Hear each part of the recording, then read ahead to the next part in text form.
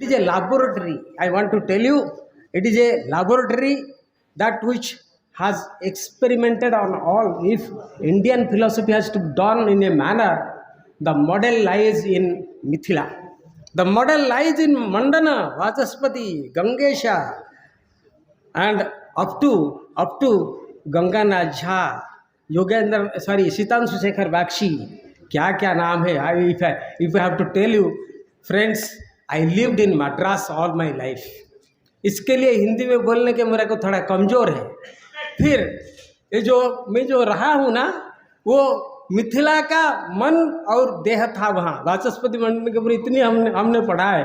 हर बार पढ़ाते. हमारे विभाग में फिलोसफी डिपार्टमेंट का तो मैं अध्यक्ष था, वहाँ पर पढ़ाते इंडियन फिलोसफी ही पढ़ाते, जो भी हो. सो मैं और एक बात बोलता हूँ कि ये जो भारत भूमि है, जिसका दार्शनिक परीक्षा केंद्र था ये मिथिला भूमि, ये कैसे दर्शन करते हैं, ये इसका और एक सुरेश्वराचार्य का नैष्कर्म सिद्धि का पद्य मैं आपके सामने लाता हूँ. वो क्या बोलते हैं?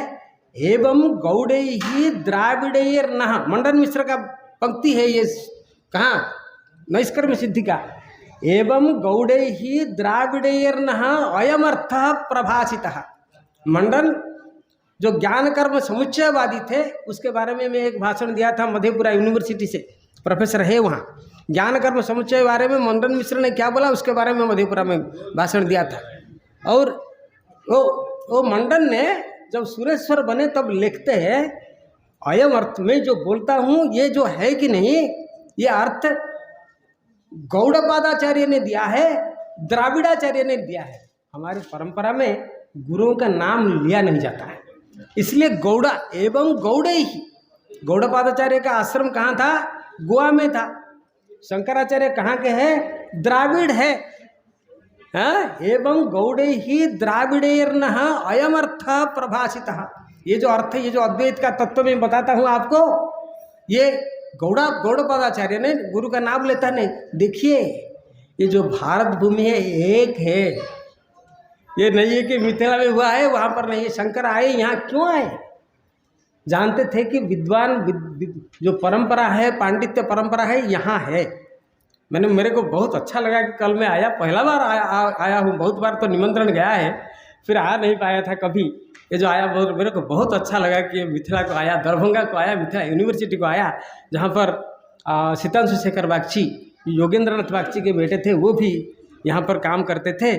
So the unity in Indian philosophy is something which was brought about, experimented here in the land of Mithila.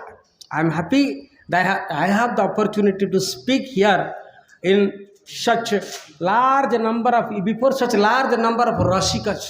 You know, I would like to talk about how seriously the philosophy was done. Philosophy is not something which can be done like any other discipline, friends. Philosophy is a serious discipline. Every subject has philosophy.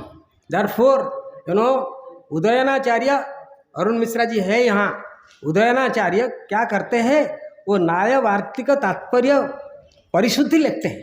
Mishra ji वो लिखते हैं, माता सरस्वती पुनः पुनरेश नत्वा बद्धांजलि ही किमपि विज्ञापयामि अबेहि वाक्चेतसो हो मम तथा भव सावधाना वाचस्पते वचसिनः स्खलिता यथैते. मैं वो सरस्वती, मैं आपको बद्धांजलि ही अंजलि, लाइक बद्ध अंजलि में आपको पुनः प्रार्थना करता हूँ कि मेरा मन और बात से ऐसे वाला टीका लिखूँ कि जैसे वाचस्पति ने जैसे सोचा था ऐसे ही होगा, स्खलित न होगा. ऐसे वाला लिखने के लिए मेरे को आशीर्वाद दीजिए. ऐसे लिखते हैं कौन? उदयनाचार्य वाचस्पति मिश्र के बारे में लिखते हैं. सो like today's lecture, what I plan to give before you friends is divided into two parts. First part is repairing the distorted history of India.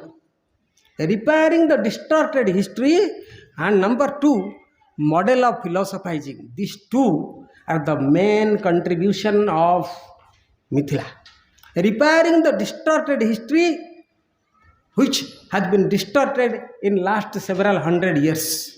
Especially after the British, our history is totally distorted, concocted history. They have taught us Buddhism is a separate religion. It is not a part of Hinduism. Friends, if you read Jayanta Bhatta, Udayana, Vachaspati, we are going to have Professor Sinha has given us a grant to conduct a seminar. We are going to have a full seminar on Vachaspati, and we will like the how the history has been concocted and given to us. Buddhism is not a different tradition than that of Hinduism. If Charvaka is Hindus, if Ajivakas are Hindu, Jainas are and Buddhists are fully Hindus. And this is exemplified, instantiated by these scholars in Mithila. How much of Buddhism? The people, Kumarila Bhatta went and studied in Nalanda. So, the first thing is I would like to tell you, Buddha is a part of this tradition, and you will know when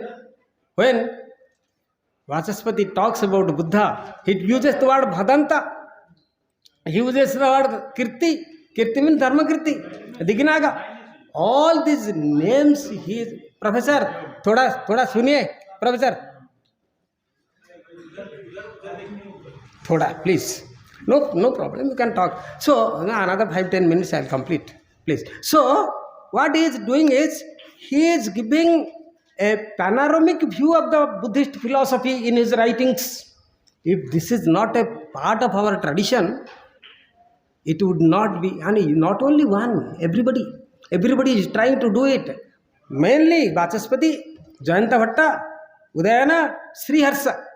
Time nahi hai, otherwise I can bring before you. First thing is, this is the British wanted us to see Buddhism other than Hinduism. The two must be different. I tell my students wherever I go, Buddha is an Upanishadic person.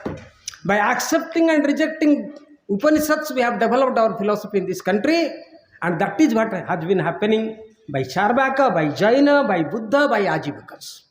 The four schools he is attacking Buddha, and then again coming back the stage of debate, dialectics, concepts and debates by these people. One of the major participants is this land Mithila, which has produced so many people for repairing the wrong that has been done by the Buddha, and in Buddha's terminology they have done. Not that Buddha was wrong or right, but they have told answer these questions, and Buddhists have answered. One more thing, this is repairing the tradition, madam, I am talking about the next thing.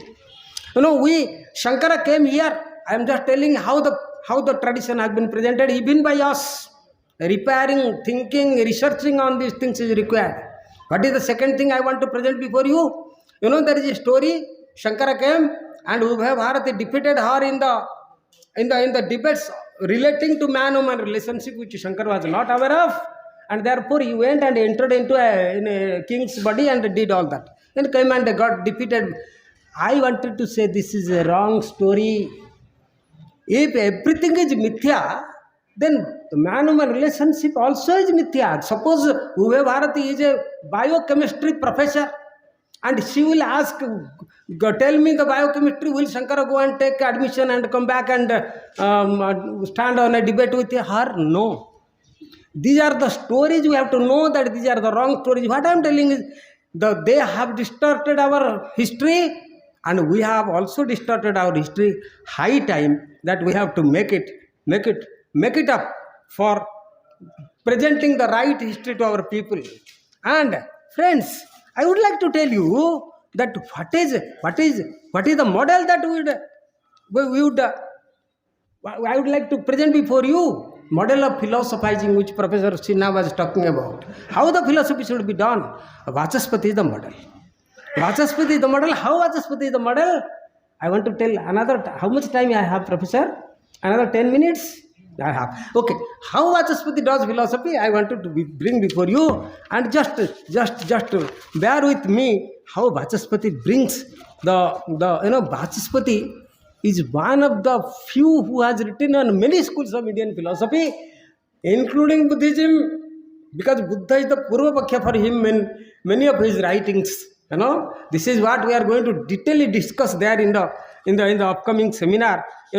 What he is doing in Nyaya Tatparya Tika, Nyayavartika Tatparya Tika, he says, Vishwavyapi, Vishwasakti, Pinaki, Vishwesano, Vishwakrut, Vishwamurti, Vishwagyata, Vishwasamharakari, Vishwaradhyo, Radhayatvi Hitamne. And this is where he is praising, he is doing namaskaram, paying respect to Shiva. And you see, when he is writing Samkhya, how the philosophizing is done. A model I am bringing before you, and model is in Mithila, Vachaspati. He says, where Samkhya Tattva Kaumudi, Ajang Mekam Lohita Sukla Krishnam Bauhi Prajaha Srujamanang Namamaha. This is the change. He's the first verse of the Sankhya Tattva Kaumudi. Aja yetam yusamanam bhajante jahatyenam bhukta bhogang numahatan. You see, he is doing Sankhya Tattva Kaumudi mein, he is bringing the gunas. Okay, now I go to yoga school. How he does? Namami jagadutpatti hetave brushaketave klesha karma vipakadi rahitaya hitaya cha. Yoga, this is Tattva Vaisharadi. And Bhamati, Anirvachya Vidya, Dvite Sachivasya Prabhavato Vivarta Yashete Byadanila Tejo Bhavanayaha Yatashabhut Vishwam Charam Acharam Uchavachamidam Namamahatad Brahma Parimita Sukha Jnanam Amrutam. What I want to tell you, friends, many Shastras he is presenting, but presenting as they deserve.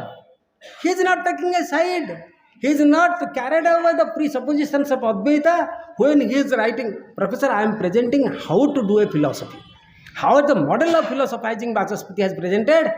4 verses. One Shiva, another is Brahman, in another he is praising the gunas.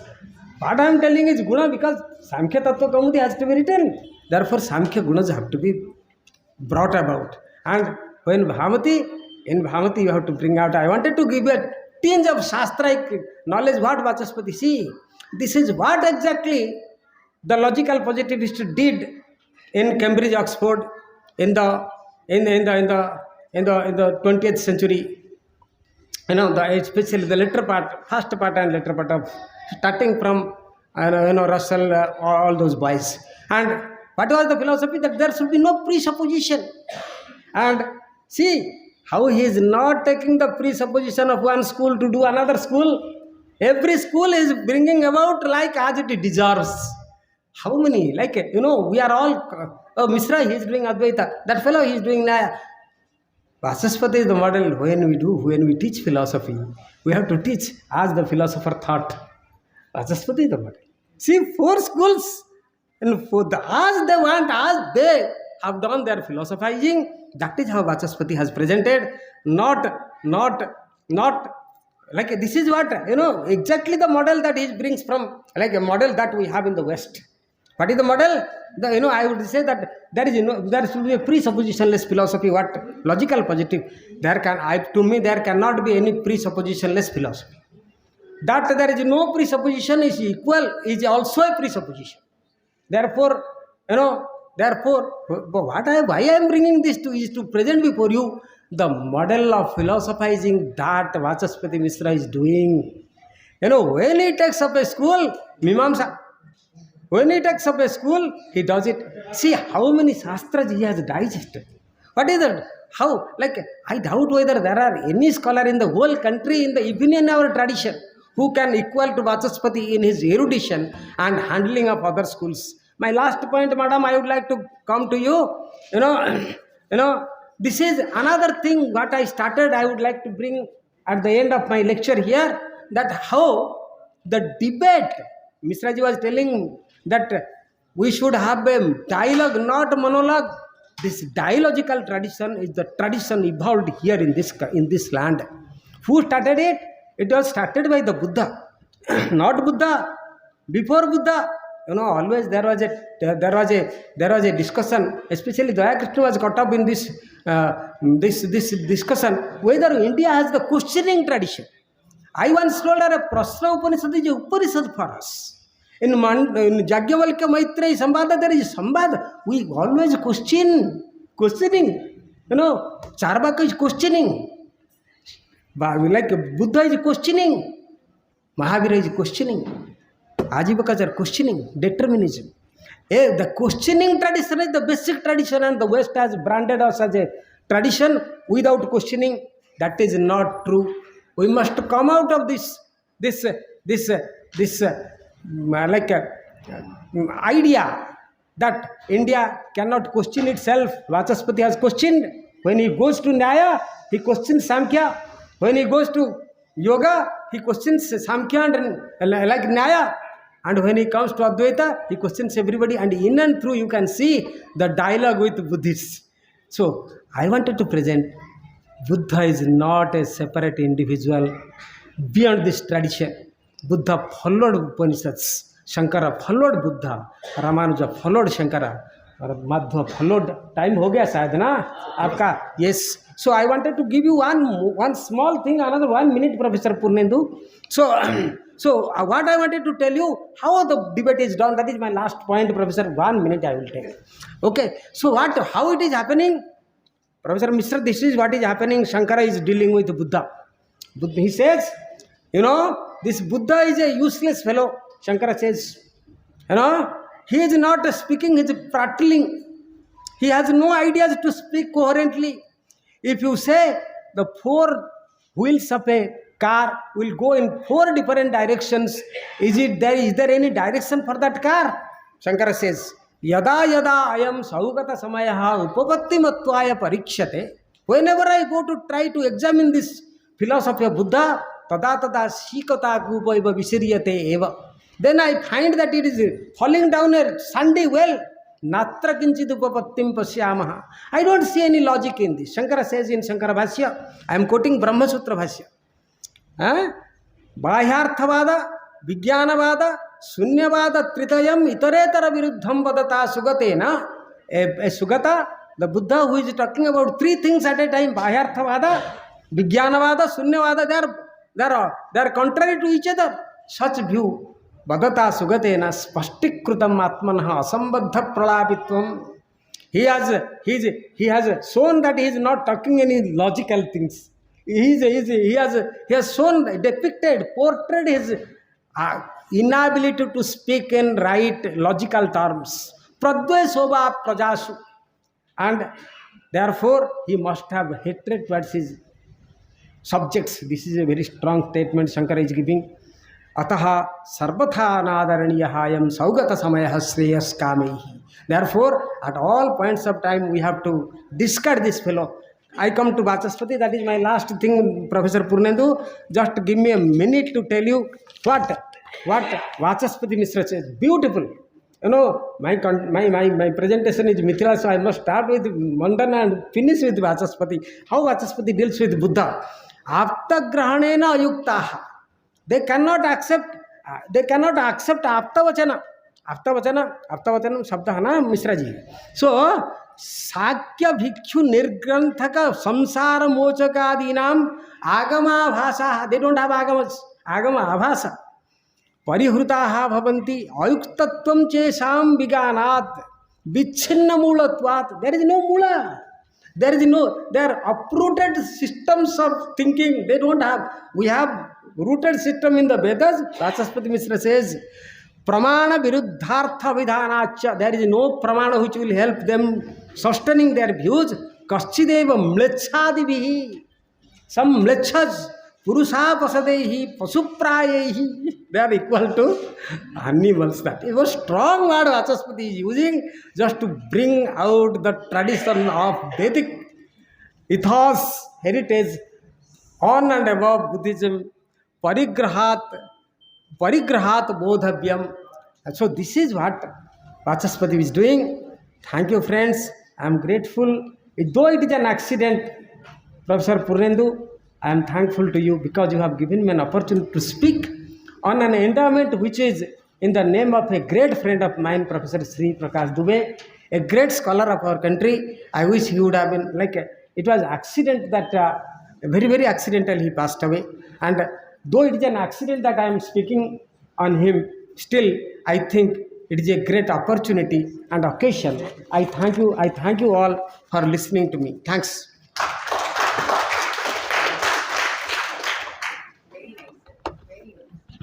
बहुत बहुत धन्यवाद sir. मैं बताना चाहूँगा कि professor D Mishra ये ICPR के member secretary भी रहे और अभी ये इंटरनेशनल यूनिवर्सिटी राजगीर में प्रोफेसर की हैसियत से काम कर रहे हैं। एक बहुत अच्छे व्याख्यान के लिए हम सर आभारी हैं आपके प्रति। इन्होंने बताया कि किस तरह से मिथिला में डायलॉजिकल मेथड्स कितना रिच परंपरा हमारे यहाँ रही हैं। सो मैं सचमुच आपका आभारी हूँ सर। इसके बाद जो दूसरा व्याख्यान होना है, मैं उसके बारे में ये बताना चाहता हूँ कि सिया देवी, ये व्याख्यान सिया देवी के नाम से है, माधवपुर खगड़िया स्मृति व्याख्यान।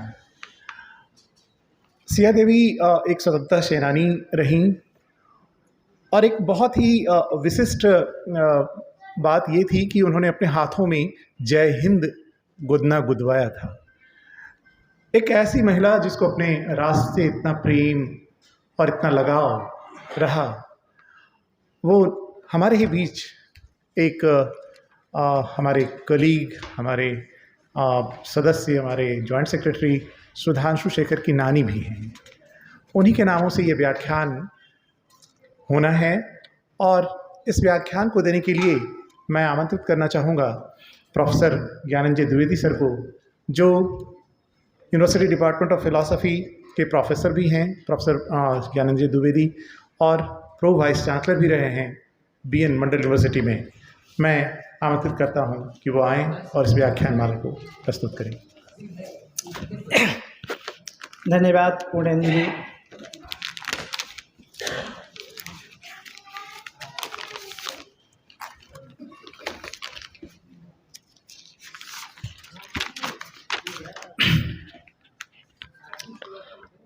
बड़े ही हर्ष का विषय है कि दर्शन परिषद बिहार का 44वां वार्षिक अधिवेशन ललित नारायण मिथिला विश्वविद्यालय की पुण्य धरा पर स्नातकोत्तर दर्शन शास्त्र विभाग के अंतर्गत आयोजित हो रहा है।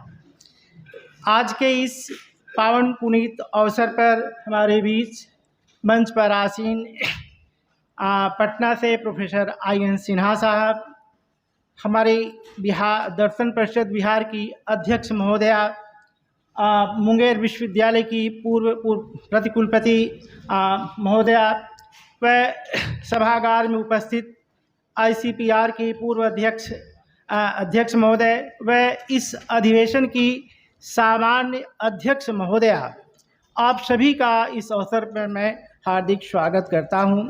साथ ही मंच पर आसीन समस्त विद्वजन, इस सभागार में उपस्थित समस्त विद्वजनों, देवियों, सज्जनों, छात्रों, छात्राओं, शोधार्थी बंधुओं व दरभंगा जनपद के समस्त विद्वान अभिभावकों का मैं आज के इस पुनीत अवसर पर हार्दिक स्वागत करता हूं।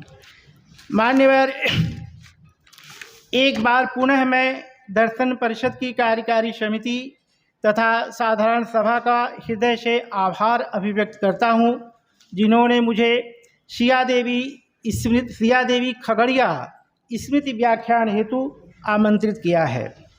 महोदय, जब मैं व्याख्यान हेतु अपने विचारों को संकलित करने का प्रयास कर रहा था तो मुझे सहसा स्मरण हो आया कि जिस व्यक्तित्व पर मुझे व्याख्यान प्रस्तुत करना है वो व्यक्तित्व तो हमारे पुत्र तुल्य अनुज डॉक्टर सुधांशु शेखर की ममतामयी नानी जी हैं, तो क्यों नहीं कुछ विमर्श सुधांशु जी से ही किया जाए। अतः प्रस्तुत व्याख्यान का प्रस्तुतिकरण डॉक्टर सुधांशु जी द्वारा विमर्श से प्रारंभ कर रहा हूँ, जो अति संक्षेप में इस प्रकार है। मेरी माँ नानी जी सिया देवी एक धार्मिक महिला थीं। भारतीय नारी के समस्त गुणों से परिपूर्ण थीं। विशेष रूप से देशभक्ति, त्याग, तपस्या, व्रत, उपवास, प्रेम, सेवा और स्वच्छता आदि का भाव उनमें कूट कूट कर भरा था। नानी जी का जीवन मूल्यों से ओतप्रोत था। नानी जी के दाएं हाथ पर सीताराम और बाएं हाथ पर जय हिंद का गुदना उनकी देशभक्ति और धार्मिकता का प्रबल संदेश देता था। एक धार्मिक महिला होने के साथ हिंदू धर्म के सभी कर्मकांडों का पालन करना उनका स्वभाव था। तबीयत ठीक नहीं रहने पर भी गंगा स्नान, व्रत, उपवास कभी नहीं छोड़ती थीं। प्रत्येक मंगलवार को गांव में होने वाले सत्संग में भाग लिया करती थीं। छुआछूत, भेदभाव की प्रबल विरोधी थीं। उनका सभी जाति और धर्म के लोगों से लगाव था। स्वावलंबी तो इतनी थीं कि जीवन के अंतिम दिनों में भी किसी पर आश्रित नहीं रहीं। अपने दैनिक कार्यों को वो स्वयं किया करती थीं। वह उनके दैनिक कार्यों में चरखा चलाना भी शामिल था। मितव्ययिता में विश्वास रखने वाली नानी जी को फिजूल खर्ची बिल्कुल पसंद नहीं थी। सही मायने में नानी जी का जीवन ही सच्ची देशभक्ति, सत्संग, सेवा भाव, ईश्वर के प्रति समर्पण, प्रेम, विश्वास, स्वावलंबन, मितव्ययिता, सादगी, स्वच्छता आदि का पर्याय था। वे इन्हीं सभी की साक्षात प्रतिमूर्ति थी। उनका जीवन स्वयं में अनुशासित था। वह जहाँ तक धर्म की बात है वो इसी को ही अपना सर्वोपरि धर्म मानती थी। अतः इन्हीं सभी तथ्यों को ध्यान में रखते हुए व आज के परिवेश को देखते हुए मैं स्वात्मानुशासन एक नैतिक विमर्श नामक व्याख्यान शिवा देवी की स्मृति में प्रस्तुत कर रहा हूँ। विविध धर्म और धार्मिक संगठनों में प्रवेश करने पर मैंने पाया कि कोई धर्म तभी तक सच्चा है जब तक उसके अनुयायी सच्चाई और ईमानदारी से स्वात्मानुशासित होकर उनका पालन करते हैं। पर सच्चाई इसके विपरीत ही दिख पड़ती है। आज का धार्मिक संसार धार्मिक कटुताओं, गलतफहमियों और धार्मिक संघर्षों से भरा दिख पड़ता है। आज के धार्मिक संसार में विशाल सर्वव्यापी प्रतीत होता है। परंपराएं, संयम और स्थापित कानून व्यवस्था आश्चर्यजनक रूप से शिथिल हो गए हैं। जो विचार कल तक सामाजिक भद्रता और न्याय से अविच्छेद समझे जाते थे और जो शताब्दियों से लोगों के आचरण का निर्देशन और अनुशासन करने में समर्थ रहे थे, आज बह गए हैं। सच कहा जाए तो वातावरण में ही संदेह, अनिश्चितता और अत्यधिक भय व्याप्त है। संसार की संरचना के बारे में शांतिप्रिय ढंग से हम सोचते हैं तो पाते हैं कि यह संसार युद्धप्रिय राष्ट्रों का युद्ध क्षेत्र बनने के लिए नहीं, अपितु एक ऐसा राष्ट्रमंडल बनने के लिए रचा गया जिसमें विविध समूह के लोग स्वात्मानुशासित होकर एक दूसरे के साथ सहयोग करते रहें। मेरे विचार में आज के संकट का प्रमुख कारण मिथ्या विचारधारा और उसकी भ्रामक कल्पनाओं, विश्वासों, अपने मूल्यों, आदर्शों और अपने ही धर्मों व अपने ही धार्मिक विधि विधानों का संसार के अन्य लोगों पर थोपना है।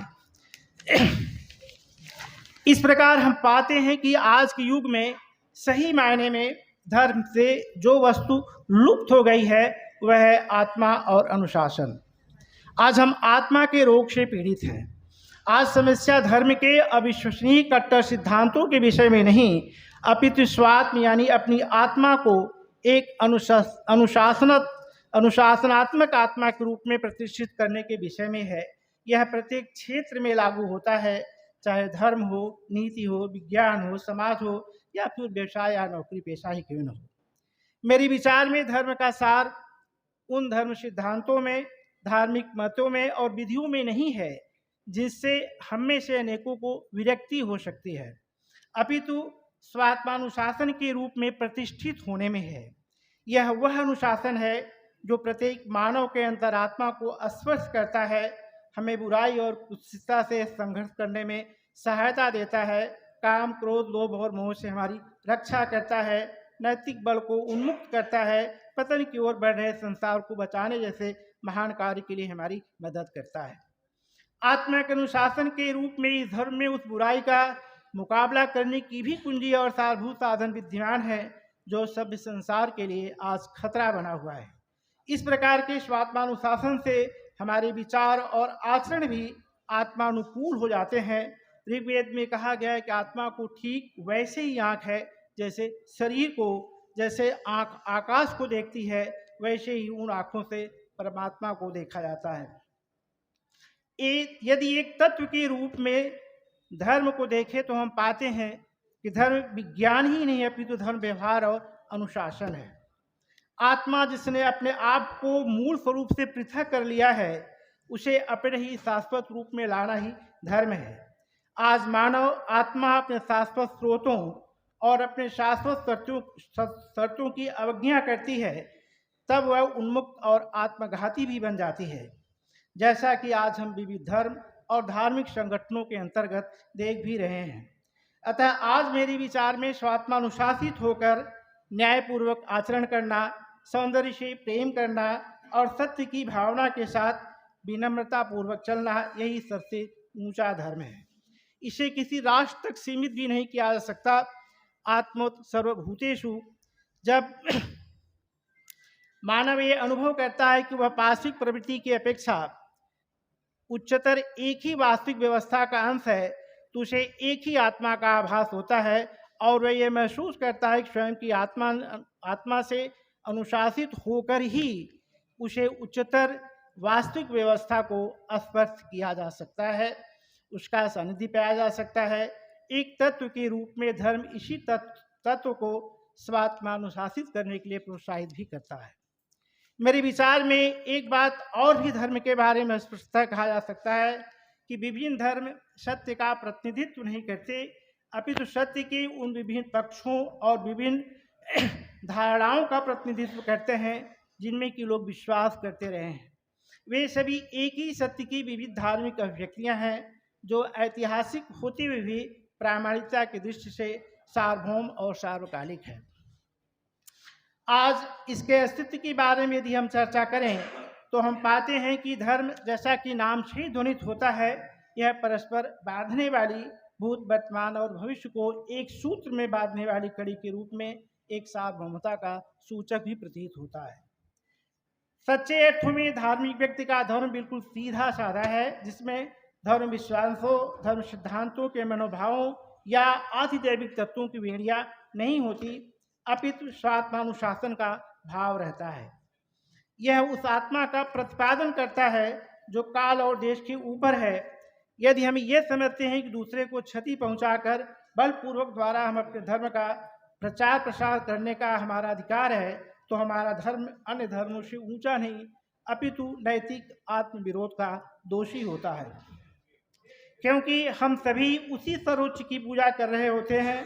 यद्यपि सभी रास्ते उसी ऊंचाई तक ले जाते हैं, फिर भी प्रत्येक मनुष्य अपनी ही पार्श्वभूमि के किसी स्थान से चलना प्रारंभ करता है। वस्तुतः हम सभी अपनी अपनी परंपराओं के ही संतान तो हैं ही।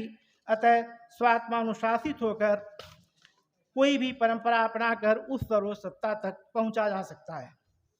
इस संसार में स्थायी शांति की स्थापना की बात की जाए तो यह स्पष्ट है कि यह शांति युद्धों के जरिए स्थापित नहीं किया जा सकता, अपितु इसके लिए मानव को स्वात्मानुशासन में रहना होगा और इसी की सीख हम सभी को देनी भी होगी, क्योंकि भविष्य को हम केवल उसी सीमा तक निरापद बनाने में सहायता दे पाते हैं जिस सीमा तक हम स्वात्मानुशासित हो पाते हैं। आज हमें आवश्यकता इस बात की है कि मानव के रहन सहन के ढंग में आमूल परिवर्तन किया जाए। धर्म कितना अनुशासित होगा इस बात पर निर्भर करता है कि उसके अनुयायी कितने अनुशासित हैं। धर्म की असफलता का प्रमुख कारण भी स्वात्मानुशासन का घोर अभाव, उसका गंभीरतापूर्वक ग्रहण नहीं किया जाना, धर्मादिष्टों की मनमानी या हम भावना, अपनी बाजी चलती रहने का हट आदि माना जाना ही एक प्रकार का वास्तविक तथ्य है। स्वात्मानुशासन ही इस विफलता से बचने का एकमात्र उपाय है। यह बात धर्माचार्यों सहित धर्म के अनुयायियों में हो तब सोने में सुगंध जैसी बात धर्मों में आ जाएगी। इस प्रकार ये धर्म को हम स्वात्मानुशासित होकर ग्रहण करते हैं तो उसमें नवीन संरचना की भी उत्पत्ति की जा सकती है और एक ऐसे संसार की संकल्पना की जा सकती है जो हमारे पुरखों ने देखा था, यानी वसुदेव कुटुंबकम की, सर्वे भवन्तु सुखिनः की, आत्मस्वरूभूतेषु की।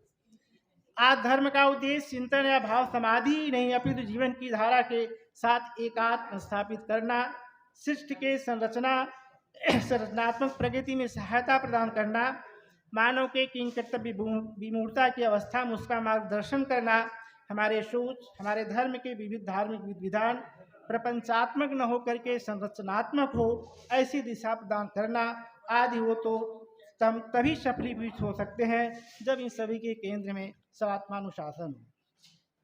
मेरे विचार में आज हमारे ऊपर सबसे बड़ा संकट पहचान का संकट है। हम अपने को पहचान नहीं पा रहे हैं। हमारी संस्कृति क्या है, हमारे ऋषियों मुनियों ने जो हमें प्रदान किया है वो हम कहाँ तक आगे बढ़ाने में सफल रहे हैं, या हमारे पुरखों ने जिस देवी के नाम पर ये स्मृति ये व्याख्यान आयोजित किया जा रहा है, इनके पदचिन्हों पर चलना और एक प्रकार का ये संकट कि हमारे ऊपर पहचान का संकट है, हम वास्तविक संकट हमें इसी का महसूस होता है।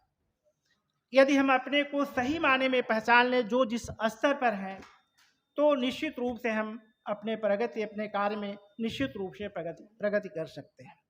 आज शिक्षक अपने को नहीं पहचान पा रहे हैं, विद्यार्थी अपने को पहचान नहीं पा रहे हैं, या जो जहाँ पर हैं स्वयं को उस रूप में नहीं पहचान पा रहे हैं जिस रूप में हमें अपनी वास्तविकता को पहचानना चाहिए। और एक बात हमें ये भी ध्यान रखना है, वो ये कि वो समय बदल गया जब हम किसी राष्ट्र को युद्ध के जरिए अपने में मिला लेते थे। आज हमारी समस्या है कि युद्धों के जरिए नहीं, अपितु किसी भी राष्ट्र के को अपने में मिलाने के लिए ये आवश्यक उसको सांस्कृतिक स्वाभिमान से उसे तोड़ा जाए। सांस्कृतिक स्वाभिमान नष्ट होने पर वो राष्ट्र अपने आप गुलामी का प्रतीक बन जाता है। अतः इस अधिवेशन के माध्यम में ये भी कहना चाहूँगा कि हमें अपनी पहचान बनाए रखना है। हमारी सांस्कृतिक जो पहचान है, सांस्कृतिक जो विरासत है, उस पहचान को बनाए रखने में हम तभी सफल हो सकते हैं जबकि हम स्वात्मानुशासित होकर के आगे बढ़ें। ज़्यादा कुछ नहीं कह करके व्याख्यान के अंत में इस अधिवेशन के माध्यम में पूर्ण हृदय, नैतिक परायणा, स्वयं में अनुशासित जीवन जीना तथा तदनुरूप दूसरे को विमर्श देने वाली सिया देवी को संपूर्ण बिहार दर्शन परिषद की ओर से श्रद्धा सुमन अर्पित करता हूँ। वे कहीं भी हों, उनका जीवन हमें हमेशा सद्गुणों की ओर प्रेरित करता रहे, यही ईश्वर से प्रार्थना है। ओम शांति शांति शांति।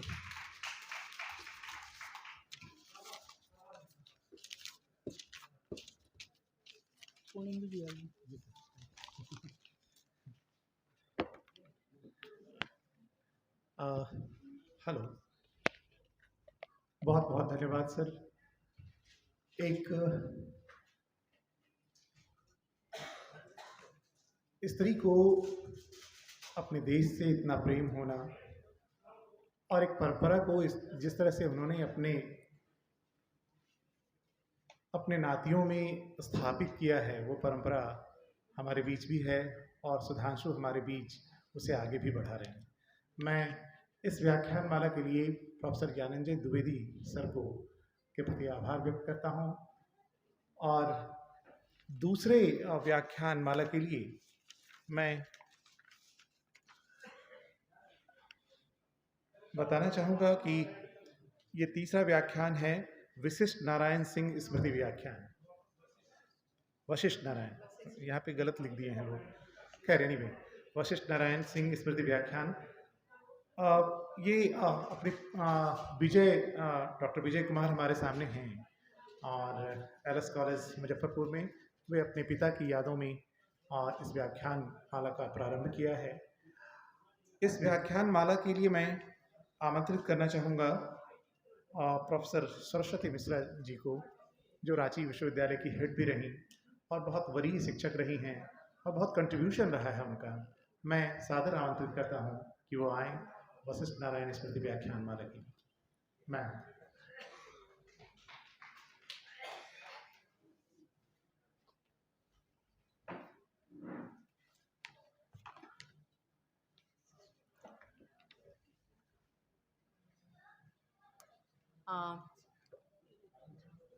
मंच पर उपस्थित इस दर्शन परिषद की अध्यक्षा, आदरणीय मेरी सबसे आत्मीय प्रिय दोस्त डॉक्टर प्रोफेसर पूनम सिंह, हमारे गुरुतुल्य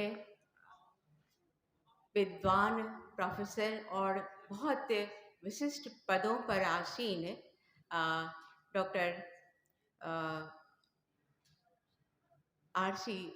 Sinha sir, doctor ion Sinha sir, और मंच पर बहुत बड़े बड़े विद्वानों की उपस्थिति है और हमारे उपस्थित विद्वान शिक्षक, छात्र एवं छात्राएं। मैं इस दर्शन परिषद के मिथिलांचल में आज खड़ी हूँ दर्शन की भूमि पर, जहाँ अनेक विद्वानों ने इस भूमि से परिचय भी करवाया है और अभी अभी जो हम लोग अपने वक्तव्य सुन रहे थे, उन्होंने जो मिथिला भूमि की महानता का परिचय दिया है कि मिथिला को किस नाम से, किस भूमि के नाम से जाना जाता है, ये अभी लास्ट हम लेक्चर में सुन चुके हैं और इन्होंने बड़े ही खूबसूरत से हमें वेदांतिक नैयायिक भूमि का परिचय करवाया। तो ऐसे महान भूमि पर आज इस दर्शन परिषद का आयोजन कम गौरव की बात नहीं है। इसलिए आज हम शुरू में उद्घाटन भाषण में भी कुछ ऐसे लोगों का उद्बोधन सुन रहे थे जिन्होंने इस दर्शन परिषद के संबंध में कुछ बातें, बहुत कुछ पॉजिटिव भी कहा, कुछ लोगों का एटीट्यूड थोड़ा सा नेगेटिव भी रहा। तो मुझे थोड़ा खल भी रहा था कि हम लोग हमेशा इसमें ये देखने की कोशिश करते हैं कि इतने विद्वानों का कंट्रीब्यूशन अगर किसी परिषद या किसी दर्शन परिषद के माध्यम से हो रहा है तो उस दर्शन परिषद का उद्देश्य कितना महान होगा, और क्यों नहीं हम उस दर्शन परिषद के उद्देश्य को हम अपने दर्शन के प्रगति में 2 कदम आगे की ओर देखकर सोच रहे हैं। एक हमारे विद्वान दोनों ने बहुत अच्छी बात कही, दो हम और आभा वही बात कर रहे थे उस समय, कि उन्होंने जिजीविषा और जिज्ञासा की बात कही। अब देखिए, यही तो इनोवेशन है कि आप जिजीविषा किसके लिए रखते हैं और जिज्ञासा किसके लिए रखते हैं। तो अगर इसमें से अगर हम विद्वान दोनों का इम्पोर्टेंस समझ जाते हैं तो अपने आप हमारे विषय का इनोवेशन हो जाता है। तो इनोवेटिव पावर तो हर विद्वानों के व्याख्यान में निहित होता है। जरूरत है श्रोताओं को उस इनोवेशन को पहचानने की। तो पहचानिए और उसका आनंद उठाइए और अपने दर्शन की उस ऊंचाइयों को भी महसूस कीजिए जहां पर हम उनको ले जा रहे हैं। इसलिए परिषद का आयोजन सिर्फ यहाँ बैठकर हम लोग मौज मस्ती करने के लिए नहीं आए हैं। सबने अपनी अच्छी तैयारी की है, 2-4 महीने से तैयारी करके आ रहे हैं और उस तैयारी के बाद हम यहाँ पर कुछ बोलने के लिए खड़े हो पाते हैं। और जब कुछ बोल कर जाते हैं तो जो श्रोता सुनने वाले हैं उनको पता चलता है कि इस विद्वान ने क्या कहा है, जैसा हम लोग अभी सुन रहे थे। तो मैं इसी संदर्भ को लेकर हमारे जो ये स्मृति में व्याख्यान हो रहे हैं वो भी एक महान विद्वान की स्मृति में व्याख्यान हो रहा है। इसलिए मेरा थोड़ा तात्पर्य मैं ऐसे ही एक विद्वान को लेकर चलती हूँ। तो मैंने एक कॉन्सेप्ट डिराइव किया है वेदांतिक सोशलिज्म का, and that concept is based on the thinking of doctor Shri Swami Vivekananda. So it was my love for Swami Vivekananda. I had worked on it. तो मैं उसी पर आप लोगों के बारे में थोड़ा सा संक्षेप में, मैं बहुत डिटेल में नहीं जाऊंगी, संक्षेप में, because I had no idea about this lecture, I just they call me and I accepted it. So, one thing, Vivekanand did not teach religion as a watertight compartment. He treated religion as coextensive with life and wanted it to influence the social and economic ideals of the people and their daily conduct and activity. According to Vivekanand, theory may be very good, but if it is impractical, it has no value.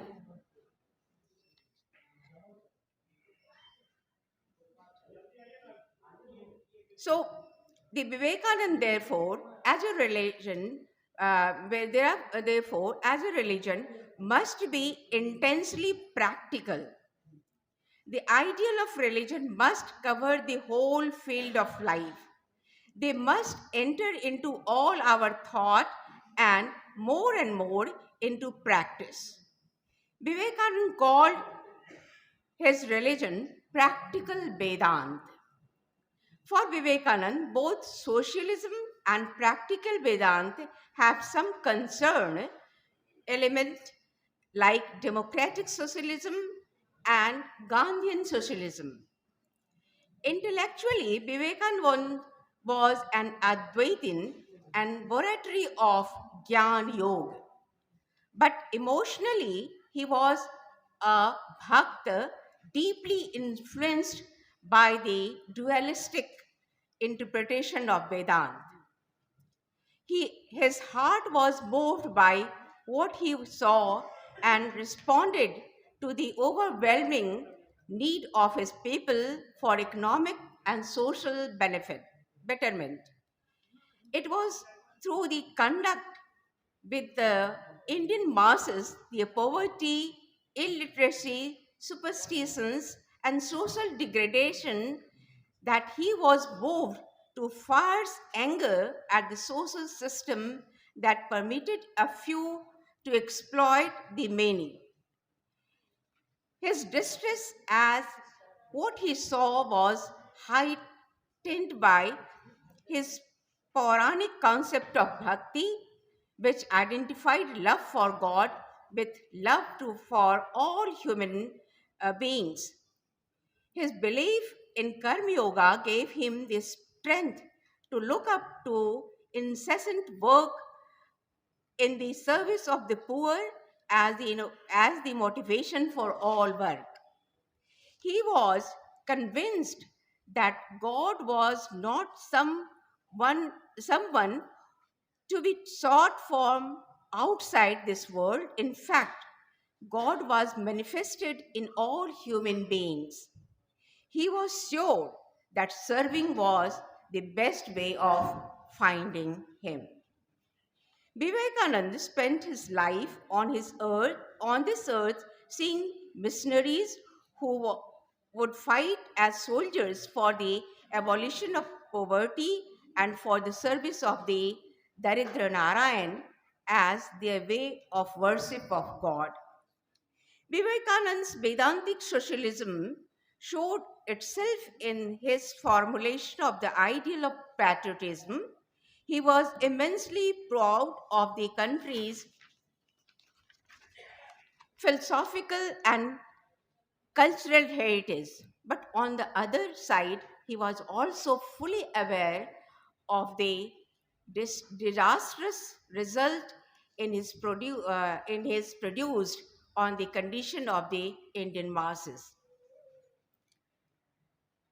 His patriotism was the great love for his people.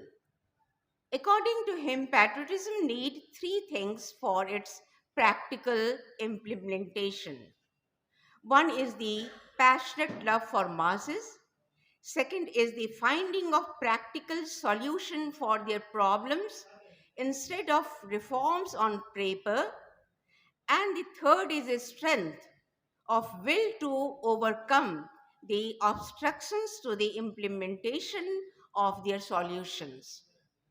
He, however, did not believe in violent change, but he recognized that the past was a mixture of both good and evil, and we should learn from past mistakes and go forward from the good.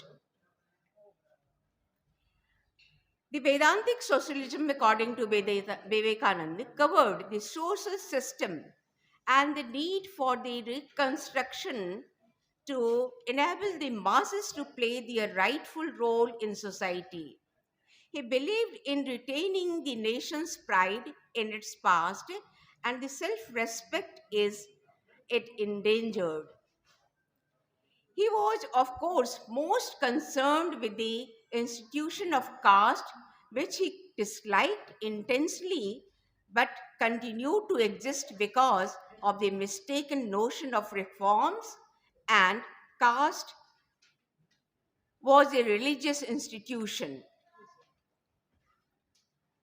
Vivekananda strongly denied the thesis of religious sanctions for the caste system. The caste system is opposed to the religion of the Vedantic system. Caste in a social custom, and all great preachers have tried to break it down. The fact is that Vivekananda was denouncing caste even if it was based on merit, shows how his Vedanta was moving him in the direction of what have called Vedantic socialism. Vedanta was strong, strong opponent of privilege in any form, and took caste as the supreme illustrations of the doctrine of privilege. There were bound to be variations in the physical, mental, and spiritual abilities of different human beings, but this gave no right for special privilege for those who had more of any such ability. None can be Vedantist and at the same time admit of privilege to anyone, either mental, physical, or spiritual. The same power is in every man. In one manifestation itself more, in the other less. The potential is in everyone. The work of Vedanta is to break down all these privileges. The practical Vedanta preached more radical in its implications for human relations and its relevance for India today in even greater than when he preached it so many years ago. So Vivekananda tried to reform the social service in human society, and he was very much concerned that the Vedantic socialism was based on the Vedantic tradition. That's why his socialism is called Vedantic socialism. Vivekananda was a great believer in education as an instrument for human betterment. He pleaded for universalization of literacy, development, and of mass education. He wanted a thorough orientation of the educational system to make it an integrated man making and character building system. With emphasis on pride in national heritage, love for the masses, self confidence, strength, and willpower. He also laid stress on the proper care of the body and healthy development of one's physique. He was not just satisfied with an education that merely looked to the development of the body and mind of the student. He attached the greatest importance to the development of compassion and fellow feeling for for the common man. Vivekananda also laid stress on the development of fearlessness in the young because for him, fear is the greatest enemy of development. For him, strength is goodness, weakness is sin. Education should be free the individual from the fear of the powers that of the unknown. Vivekananda also emphasized the importance of the teacher winning his pupil through personal interest and education, affection, and building up his confidence. His own life was a wonderful example of what an ideal teacher can do it to a difficult disciple. He knew that self-confidence was more than half and secret of in life, and it required careful and sympathetic nurturing at an early age. Vivekananda was not a blind patriot, nor was he an upholder of the status quo in social institutions. He wanted a fresh air to blow in, and he wanted the individual to awake and assert himself. He knew that social change could not come without the stimulus of individual thought. So he advocated an educational system that would develop the thinking power.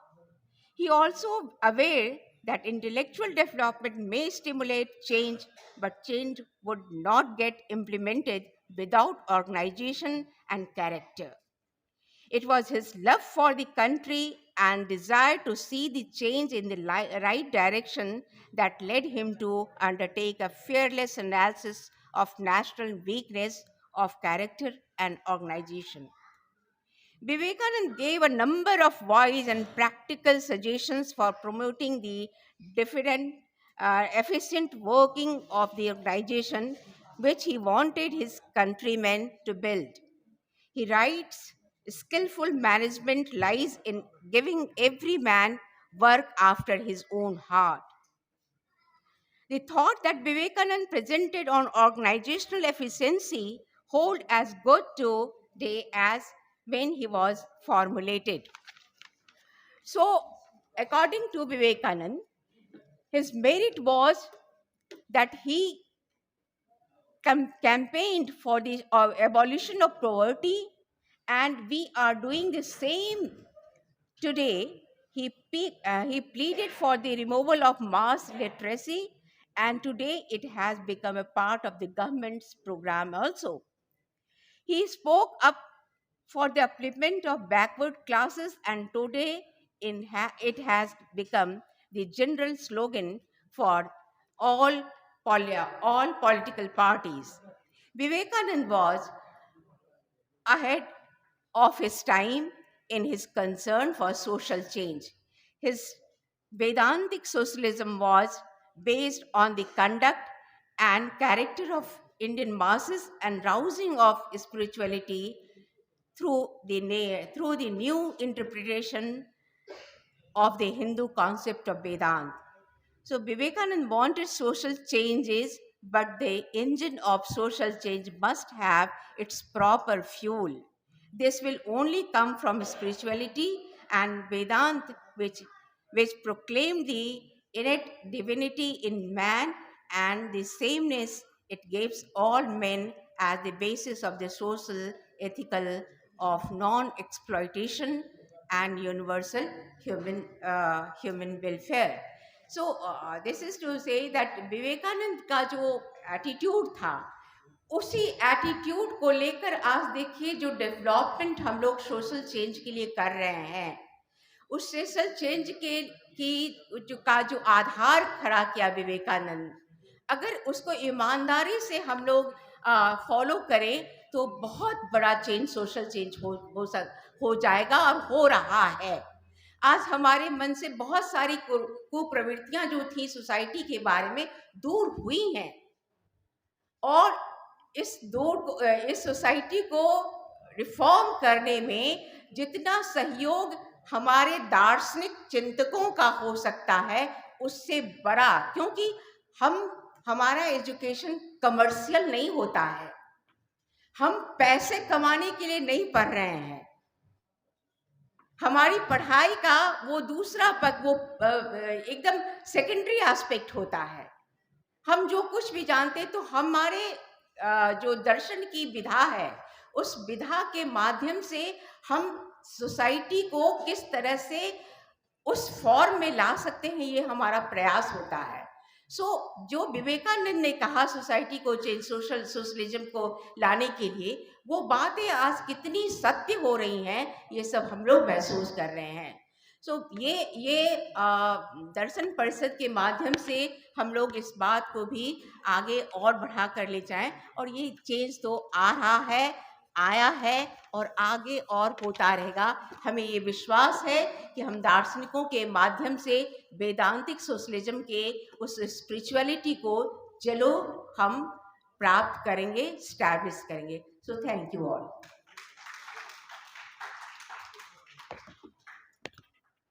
बहुत बहुत धन्यवाद madam. Vivekananda के बारे में, समाज के परिवर्तन के लिए कितना कंट्रीब्यूट किया विवेकानंद ने, इसके बारे में मैडम ने बहुत अच्छे तरीके से हमारे बीच व्याख्यान प्रस्तुत किया। मैं हृदय से आभारी हूँ। रांची से आई हैं, इतने दूर से चल के आई हैं और इतना पेन लेकर के आई हैं। I am really thankful to you ma'am, thank you. चौथे व्याख्यान माला के रूप में जो अगला व्याख्यान है, वो व्याख्यान का नाम है बेनी विश्व बाबूधन स्मृति व्याख्यान। बेनी विश्व बाबूधन व्याख्यान माला के बारे में मैं बताना चाहूँगा कि यह व्याख्यान माला का शुभारंभ श्री धर्मेंद्र कुमार के सौजन्य से दर्शन परिषद बिहार के तत्वावधान में 41वें वार्षिक अधिवेशन में किया गया था। आज जो भी कॉम्पिटिटिव एग्जाम्स देने वाले लोग हैं फिलॉसफी के क्षेत्र में, उनके नज़रों से पतंजलि IS संस्थान का नाम एक परिचित नाम है, और ऐसा कोई भी कॉम्पिटिटिव एग्जाम देने वाले फिलॉसफी के स्टूडेंट नहीं हैं जो कि पतंजलि IS कोचिंग संस्थान के बारे में नहीं जानते हैं। तो यह व्याख्यान माला उन्हीं के संचालक श्री धर्मेंद्र कुमार जी के सौजन्य से दर्शन परिषद बिहार के तत्वावधान में 41वें वार्षिक अधिवेशन में प्रारंभ किया गया था। इस व्याख्यान माला का प्रथम व्याख्यान उनके गुरु प्रोफेसर महेश प्रसाद सिंह जी ने दिया था, और तब से यह व्याख्यान निरंतर आयोजित किया जा रहा है। श्री धर्मेंद्र इस व्याख्यान माला का नामकरण अपने पूर्वजों के स्मृति में किया है। बहुत ही खूबसूरत कॉम्बिनेशन है। ये जो व्याख्यान माला है, परदादा, दादा और पिता, इन तीनों के नामों के साथ एक तरह से समागम किया गया है, और इन तीनों के नामों से ये व्याख्यान माला आयोजित किया जा रहा है। और इनके पिताजी का नाम स्वर्गीय बाबूधन, दादाजी का नाम स्वर्गीय विश्वनाथ प्रसाद तथा परदादा जी का नाम स्वर्गीय बेनी राम है। इनके पूर्वज साधारण हैसियत वाले ही थे, परंतु प्रसिद्ध समाज सेवी और न्याय के पक्ष लेने वाले रहे हैं। राहगीरों, भूखों एवं जरूरतमंदों का सेवा एवं सहायता करना उनकी सहज प्रवृत्ति रही। भोजपुर जिले के पीरो के रहने वाले श्री धर्मेंद्र की अंतर स्नातक एवं स्नातक की शिक्षा SD जैन कॉलेज आरा से हुई। स्नातकोत्तर एवं MPhil की पढ़ाई वो दिल्ली विश्वविद्यालय से संपन्न किए। पढ़ने में अत्यंत ही मेधावी श्री धर्मेंद्र अपने कार्यक्षेत्र के रूप में दर्शन शास्त्र से सिविल सेवा की तैयारी कर रहे छात्रों को प्रशिक्षण देने को चुना। इसे सार्थक करने हेतु उन्होंने वर्ष 2003 में पतंजलि IS संस्थान की नींव रखी। अपने अथक परिश्रम एवं संकल्प के कारण जो बीज उस समय बोया गया था, इतने लंबे समय तक उसके प्रति रखी गई आस्था, श्रद्धा, समर्पण और प्रतिज्ञा और अभ्यर्थियों के प्रति सजगता एवं कर्तव्य निष्ठा के सहारे वे इसे आगे बढ़ाते रहे। उनका उद्देश्य छात्रों को सिर्फ तथ्यात्मक सूचना मुहैया कराना नहीं रहा। जो छात्र अध्ययन करके निकले वह एक प्रखर विश्लेषक एवं तीव्र व्यक्तित्व और बेहतर इंसान बन के निकले। 1500 से अधिक छात्रों को इस सिविल सेवा परीक्षा में उत्तीर्णता हासिल हुई और इसके द्वारा राष्ट्र निर्माण में वो शामिल हुए। हम धर्मेंद्र कुमार जी के इस फिलॉसफी के दूसरे क्षेत्र में कंट्रीब्यूशंस के लिए एक तरह से बधाई भी देते हैं और आप लोगों से करतल ध्वनियों से उनके इस कंट्रीब्यूशंस को एक तरह से याद करने के लिए आह्वान भी करते हैं। इस व्याख्यान माला को 41वें दार्शनिक अधिवेशन में शुरू किया गया और सबसे पहले व्याख्यान के रूप में प्रोफेसर महेश प्रसाद सिंह ने इस व्याख्यान को दिया उसके बाद दूसरा व्याख्यान हेमचंद्र कुमार जी ने दिया। मैं दर्शन परिषद के सचिव डॉक्टर श्यामल किशोर जी से अनुरोध करता हूं कि वो प्रोफेसर महेश प्रसाद सिंह और डॉक्टर हेमचंद्र कुमार को उनका मुझे समझने में गलती हो गई। प्रोफेसर आयन सिन्हा सर इस व्याख्यान माला के वक्ता हैं। प्रोफेसर आयन सिन्हा दार्शनिक अनुगूंज के संपादक हैं और पटना यूनिवर्सिटी के डिपार्टमेंट ऑफ फिलॉसफी के हेड रहे हैं। उनका पूरा बरदहस्त दर्शन परिषद बिहार को हमेशा मिलता रहा है। वो हमेशा हमें एक गार्जियन की तरह हौसला अफजाई करते रहते हैं। मैं श्यामल जी से अनुरोध करता हूं कि उनका सम्मान के लिए प्रोफेसर महेश प्रसाद सिंह जी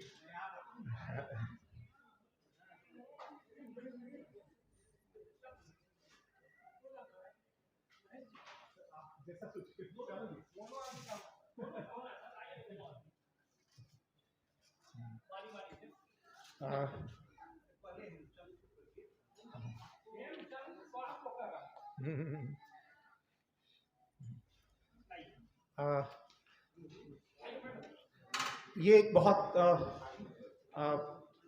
ही अच्छा अवसर है दर्शन की अकादमिक गतिविधि के साथ साथ प्रतियोगी गतिविधि में जो कंट्रीब्यूशन धर्मेंद्र कुमार जी का है। उन्होंने अपने व्याख्यान माला की शुरुआत अपने परदादा, दादा और अपने पिता के नाम से किया है और इस दर्शन परिषद को एक तरह से समृद्ध करने का काम किया है। और जोरदार तालियां प्रोफेसर महेश प्रसाद सिंह को सम्मानित करते हुए।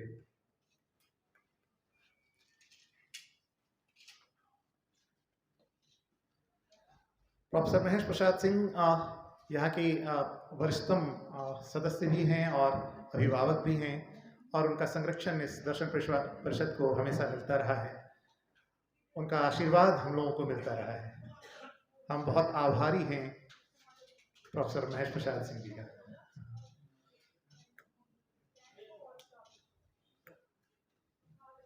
मैं आमंत्रित करना चाहूँगा प्रोफेसर आयन सिन्हा, इंद्रदेव नारायण सिन्हा जी को कि वो आए और मैं अनुरोध करूँगा प्रोफेसर श्यामल किशोर जी को कि प्रोफेसर आयन सिन्हा को सम्मानित करें। श्यामल किशोर जी उनके शिष्य भी रहे हैं। यह बड़ी सौभाग्य की बात है कि शिष्य के द्वारा गुरु का सम्मान इस मंच पर हो रहा है।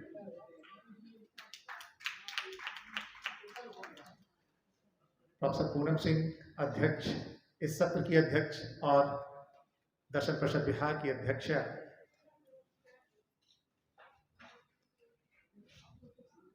बहुत बहुत धन्यवाद श्यामल जी, बहुत बहुत धन्यवाद मैम, बहुत बहुत धन्यवाद हेमचंद्र कुमार जी। मैं पुनः बता दूं कि इस व्याख्यान माला के वक्ता के रूप में प्रोफेसर आयन सिन्हा सर हैं। मैं उन्हें सादर आमंत्रित करता हूं कि वो इस व्याख्यान माला के लिए अपना विचार प्रस्तुत करें। Professor ion Sinha sir.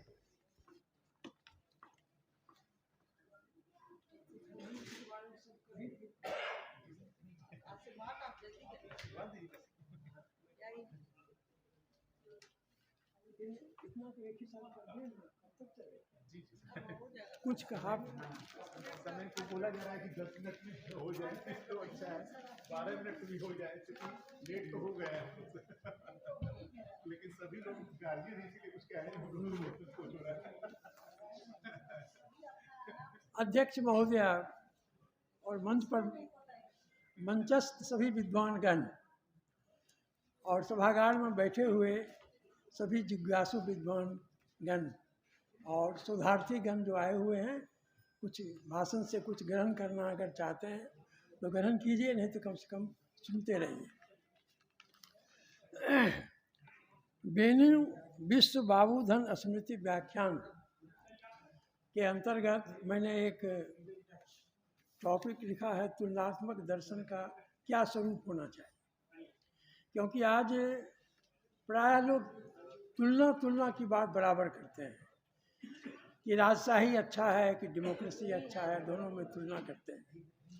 तो दर्शन विभिन्न शाखाओं के बीच में भी तुलना करते हैं, क्या उसमें भिन्नता है, क्या उसमें समानता है। तो मैंने सोचा कि उस तुलनात्मक दर्शन का क्या स्वरूप होना चाहिए, किस तरह के दर्शन को आप तुलनात्मक कहिएगा, और तुलनात्मक अंत में मेरा अपना क्या विचार है उस तुलनात्मक दर्शन का क्या स्वरूप होना चाहिए, इसी पर मैंने कुछ लिखा है। भाषण के पहले मैं पतंजलि के जो धर्मेंद्र कुमार जी हैं उनको मैं साधुवाद देता हूँ कि उनके ज्ञानपीठ से दर्शन के छात्र तो लाभान्वित हुए ही हैं। यूपीएससी में उन्होंने कम्पीट किया है उनके यहाँ से पढ़कर या उनके यहाँ से नोट लेकर, लेकिन सबसे अधिक लाभान्वित हुए हैं साइंस के विद्यार्थी, जिन्होंने कभी दर्शन पढ़ा नहीं, लेकिन पहले 2 सब्जेक्ट लिया जाता था, 2 इलेक्टिव था, आप 2 विषय लेना कंपलसरी था इलेक्टिव में, अब 1 हो गया है। इसलिए अब जो प्रतियोगी परीक्षा में जो लोग लेते हैं तब उसकी संख्या घट गई है, क्योंकि मुझे उसका अनुभव है। इसलिए मैं कह रहा हूँ कि दर्शन वाले तो लाभार्थी थे ही, साथ ही साथ नॉन फिलॉसफी वाले भी पतंजलि से पढ़कर बहुत पद को प्राप्त किए हैं। तो मेरा विषय है, इधर सब पीछे कीजिए ना, आवाज़ें नहीं है। हालांकि लोग सब चले आवे तो हम लोगों को तो आदत है 50 हेलो, नहीं आवाज़ इससे तो हम बैठ के भी बोल सकते थे। हाँ जी, हैं वहाँ बैठ के बोले जी, ठीक है, ठीक नहीं हेलो, हेलो, हेलो, हेलो।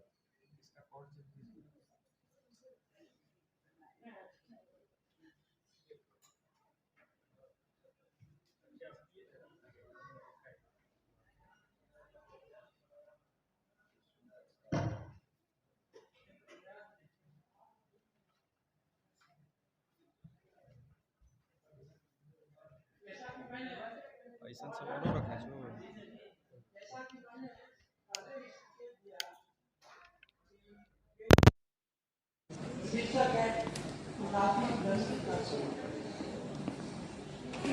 तुलनात्मक दर्शन का अर्थ निरूपण प्रायः व्युत्पत्ति एवं भाषा शास्त्रीय आलोक में किया जाता है।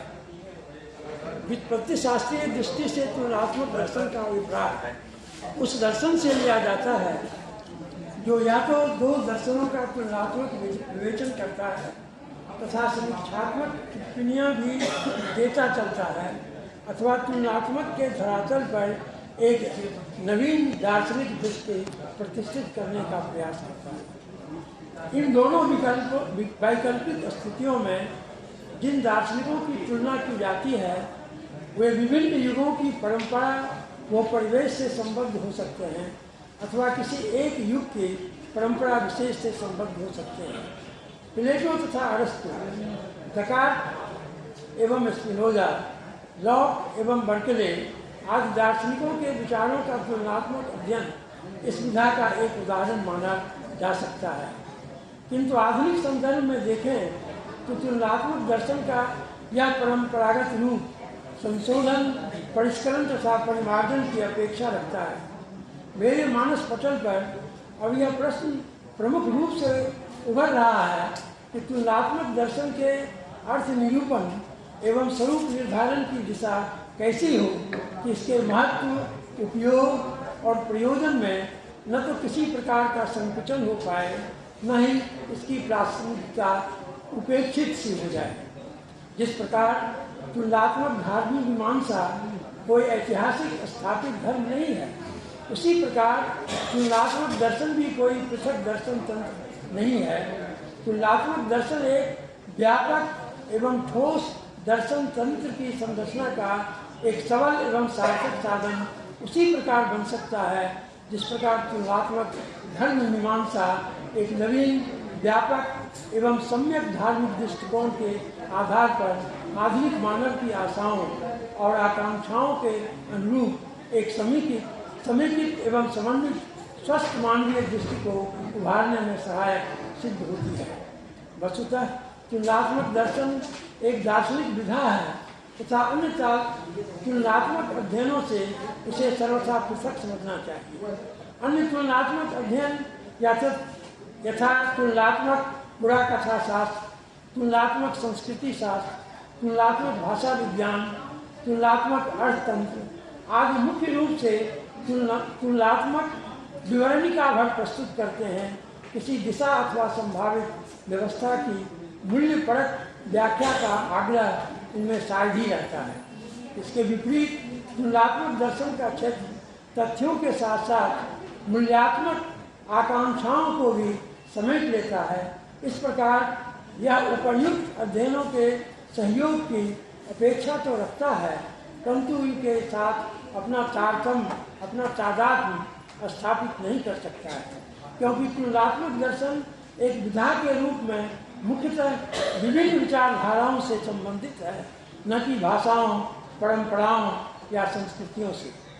दार्शनिक विचारधारा और संस्कृति के बीच घनिष्ठ संबंध होता है। जब कभी भी दो भिन्न संस्कृतियों के दर्शन तंत्रों का समागम होता है तो तुलनात्मक दर्शन क्षेत्र में प्राय एक आंदोलन सा उठ जाता है। उदाहरण स्वरूप ईसा की प्रथम शताब्दी में बौद्ध दर्शन एवं ताओ दर्शन का सम्मिलन चीन में हुआ तथा वेदांत एवं कांटोत्तर दर्शन का समागम जर्मनी में हुआ। परिणाम स्वरूप दर्शन जगत में विचारों का उद्वेलन हुआ तथा साथ ही सांस्कृतिक रूपरेखा भी तरंगित हो उठी। ऐसी स्थिति तुलनात्मक दर्शन के लिए एक उर्वरा भूमि बन जाती है। विश्व की वैचारिक धाराओं के स्वरूप तथा इनकी प्रसार दिशा पर जब हम विचार करते हैं तो प्रायः पौरस्थ एवं पाश्चात्य में विभाजित दार्शनिक तंत्रों की चर्चा करते हैं, परंतु हमें स्मरण रखना चाहिए पूर्व तथा पश्चिम के बीच एक स्पष्ट विभेदक रेखा नहीं खींची जा सकती है। प्रसिद्ध इतिहासविद ट्वाइनबी ने संस्कृति का विभाजन 27 वर्गों में किया है। उनका ऐसा विभाजन इस बात का संकेत देता है कि प्राच्य तथा पाश्चात्य परिप्रेक्ष्य में अनेक संस्कृतियां अवस्थित रही हैं। दूसरी तरफ नॉर्थरॉप ने संस्कृति को 9 भागों में विभाजित किया है, फिर भी अंतिम रूप से उन्होंने 2 ही संस्कृतियों का उल्लेख किया है, पौरस्त्य एवं पाश्चात्य। ख्याति प्राप्त इतिहासज्ञों, संस्कृति मर्मज्ञों तथा दार्शनिकों द्वारा प्रस्तुत सांस्कृतिक विभाजन की रूपरेखा एक ऐसी तस्वीर का निर्माण करती है जिसमें विशुद्ध रूप से न तो कोई पूर्वी संस्कृति है, न ही कोई पश्चिमी संस्कृति। अतः तुलनात्मक दर्शन के फ्रेम में इस प्रकार से विभाजित संस्कृति का ठीक नहीं बैठता है। बावजूद इसके सांस्कृतिक एवं दार्शनिक चर्चाओं में पारंपरिक रूप से चीन तथा भारत को पूर्वी, यूनान और रोम को पश्चिमी तथा इजराइल और अरब को प्राय पूर्वी तो कभी कभी मध्य पूर्व संस्कृति की संज्ञाएं दी जाती रही हैं।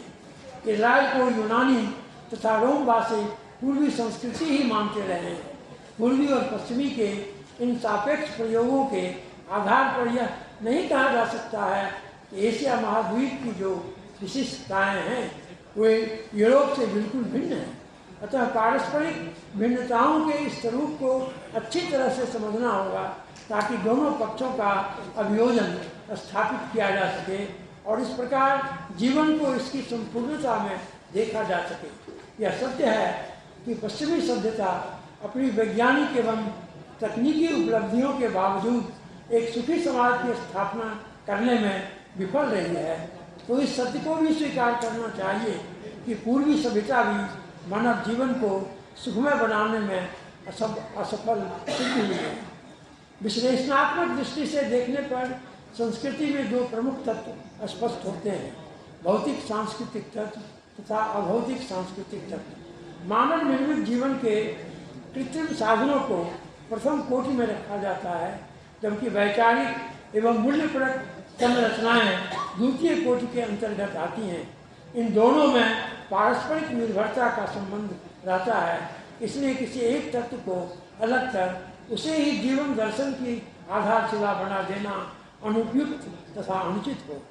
उदाहरण स्वरूप मार्क्स जैसे भौतिकवादियों ने व्यक्ति और समाज की अपनी विकासवादी व्याख्या को भौतिक नियमों पर आधारित कर अन्य सभी तत्वों की अवहेलना कर दी। फ्रायड और अन्य मनोवैज्ञानिकों ने मानव जीवन की प्रकृतिजन्य निम्न अनुभूतियों की सीमा में मानवता को कैद कर दिया।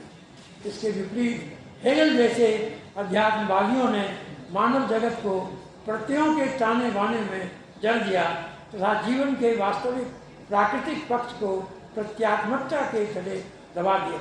इन सब का सम्मिलित परिणाम यह हुआ कि व्यक्ति का जीवन खंडित रूप में प्रस्तुत किया जाने का और व्यक्ति एक जीवन दर्शन की तलाश में भटकता रहा। तुलनात्मक दर्शन के लिए ये सारे तथ्य अत्यंत महत्वपूर्ण हैं। व्यक्ति अपनी संस्कृति की उपज है, चाहे वह पूर्व का हो या पश्चिम का। इसके साथ ही यह कहना भी उचित है कि व्यक्ति स्वयं संस्कृति का निर्माता भी है तथा अपने प्रयासों एवं पराक्रमों के द्वारा संस्कृति का रूपांतरण भी कर सकता है। इस तथ्य को उपर्युक्त दार्शनिक सिद्धांतों ने उपेक्षित कर दिया था। मनुष्य प्राकृतिक विधानों की क्रियाशीलता के साथ अति आवश्यक रूप से संबद्ध पाया जाता है, तो अपनी विचारशीलता तथा संकल्प स्वातंत्र के कारण अपने अनुकूल परिस्थितियां बना लेने के लिए भी सक्षम है। जिस प्रकार व्यक्ति का अस्तित्व संबंध शून्यता की स्थिति में निरर्थक सा हो जाता है, उसी प्रकार भिन्न संस्कृतियों के बीच संबंधहीनता उनके लिए घातक बन जाती है। संस्कृतियाँ लाइब्रेरी के चित बिंदुओं की तरह गवाक्षीण नहीं हो सकती है। जीवन और परिवेश के परिवर्तनों के साथ उनका समायोजन होना ही है, अन्यथा संस्कृति मृतप्राय हो सकती है। अपनी संस्कृति को परिवर्धित तथा परिमार्जित करने तथा उसे सुरक्षित रखने के लिए विभिन्न संस्कृतियों, विशेषकर उच्चतर संस्कृतियों के अध्ययन से व्यक्ति को प्रेरणा मिलती है। अतः विभिन्न संस्कृतियों की समानताओं व विषमताओं का अध्ययन महत्वपूर्ण प्रतीत होता है।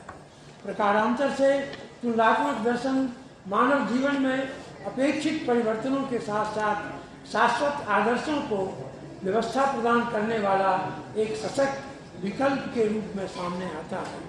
विचारपूर्वक देखा जाए तो दर्शन एक प्रकार का अवधारणात्मक प्रारूप ही सिद्ध होता है, जिसे संस्कृतियाँ अपने ऐतिहासिक युगों के सापेक्ष अपना लेती है।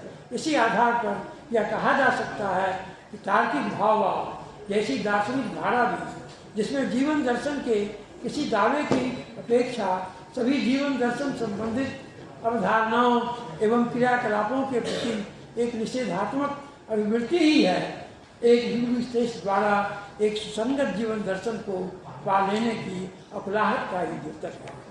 इंद्रिय प्रत्यक्षों को सत्यता का मापदंड मानकर प्राभौतिक तत्वों की सत्ता को निरर्थक सिद्ध करना प्रकारांतर से जीवन दर्शन का अन्वेषण बन जाता है। भिन्न भिन्न संस्कृतियों के मूलभूत स्वरूप तथा इसके काल व परिस्थितियों के अनुकूल बदल जाने के प्रेरक तत्वों को यदि आमने सामने रखा जाए तथा संश्लेषणात्मक दृष्टि अपनाई जाए तो जीवन और जगत का एक समग्र चित्र उभर कर सामने आएगा, जो पूर्वाग्रहों को मिटाने में महत्वपूर्ण भूमिका निभाएगा। भारतीय विद्वान पी.टी. राजू इस संदर्भ में अपने आशावादी दृष्टिकोण को अभिव्यक्ति देते हुए कहते हैं कि जब हम विभिन्न संस्कृतियों के दर्शन का अध्ययन करते हैं तो हम यह जानने का प्रयास करते हैं कि भिन्न विचारधाराएं किस प्रकार कालांतर में जीवन की बौद्धिक आधारशिला बन गई, किस प्रकार इन्होंने विश्व का समग्र चित्रण प्रस्तुत किया, किस प्रकार ये मानव जीवन का पूर्ण प्रारूप बन गई तथा किस प्रकार इन्होंने जीवन यापन की समेकित प्रविधि का निर्माण किया। प्रायः ऐसा देखा जाता है कि तुलनात्मक दार्शनिक विवेचनाओं में प्राच्य और पाश्चात्य विचारधाराओं को बिल्कुल दो छोर पर अवस्थित मानकर उनके बीच किसी एक की श्रेष्ठता सिद्ध करने के लिए परस्पर विरोधी प्रमाण प्रस्तुत किए जाते हैं। ऐसे अवसरों पर पूर्व और पश्चिम के विद्वान अपने पूर्वाग्रहों को जाहिर करने से बाग नहीं आते हैं। पाश्चात्य चिंतक भारतीय अथवा पूर्वी दार्शनिक विचारों को दर्शन के अंतर्गत शामिल नहीं करते हैं और इसके लिए उनका तर्क यह है कि भारतीय विचार धार्मिक एवं रहस्यवादी प्रलापों के अतिरिक्त कुछ नहीं है, क्योंकि इनमें मनुष्य के वर्तमान जीवन के लिए कोई स्थान नहीं है। परंतु वैसी मान्यता भ्रामक है।